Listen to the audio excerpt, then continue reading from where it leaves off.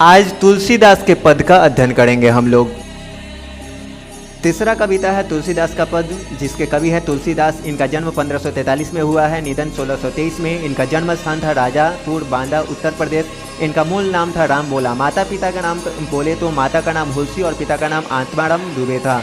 पत्नी इनकी थी रत्नावली। विवाह के कुछ समय बाद ही वैराग्य के कारण अलग हो गई। ये प्रतिपालिका दासी थी इनकी चुनिया, जिसने जन्म के बाद परिवार द्वारा परित्यक्त होने पर पालन पोषण किया था।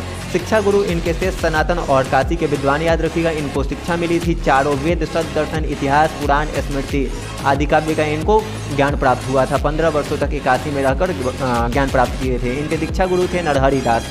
सुकर खेत के वासी गुरु ने विद्यारंभ इनको कराया था। व्यक्तित्व इनका था विनम्र, मृदुभाषी, गंभीर और शांत स्वभाव के ये व्यक्ति थे। इसके बाद इनके बारे में आप पॉइंट याद रखिएगा कि ये अस्थायी निवासी बन गए थे काशी के।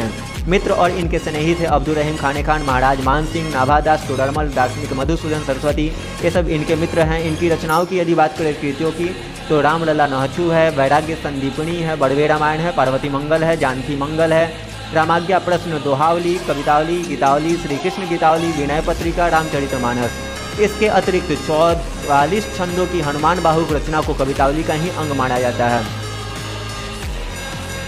कविता 2 खंडों में है। पहले खंड में माता सीता से कहते हैं कि हे माता, कभी मौका पाकर करुणा की बात छेड़कर प्रभु राम को मेरी याद दिला देना। प्रभु से कहना कि एक बहुत ही गरीब, सभी साधनों से हीन, मन मलिन, दुर्बल और पापी मनुष्य आपकी दासी का दास आपका नाम ले लेकर अपना पेट भरता है। जब प्रभु पूछे कौन, तो मेरा नाम और मेरी दशा उन्हें बता देना। प्रभु अगर सुन लेंगे तो मेरी सारी बिगड़ी काम बन जाएंगे। हे जगत जननी जानकी जी, इस दास को इस प्रकार वचनों से आप सहायता कर दी तो यहाँ तुलसी आपके स्वामी का गुण गाकर भवसागर से तर जाएगा। दूसरे खंड में वे कहते हैं कि हे भगवान, आज सवेरे से ही आपके दरवाजे पर अड़ा बैठा हूँ, गिड़गिड़ा कर मांग रहा हूँ, मुझे कुछ और नहीं चाहिए, बस एक टुकड़े से ही मेरा काम हो जाएगा। इस कलयुग में भयंकर अकाल पड़ा है, मोक्ष को प्राप्त करने का जो मार्ग है सब पापों से भरा है, इसलिए मैं अपने आप को भीख मांगना ही उचित समझा। जिस प्रकार आज को खुजलाते समय सुख मिलता है, पीछे मवाद निकलने पर जलन प्राप्त होता है, उसी प्रकार इस कलयुग में केवल इंद्रियों को सुख मिलता है, लेकिन बाद में भयंकर दुख मिलता है। मैंने डरते हुए कुछ कृपालु संतों से पूछा कि मुझ पापी को कौन शरण में लेगा। सबने यही उत्तर दिया कि कौशलपति महाराज श्री रामचंद्र ही ऐसे को शरण में रख सकते हैं। हे कृपा सिंधु, आपको छोड़कर इस दीनता दरिद्रता को कौन दूर कर सकता है।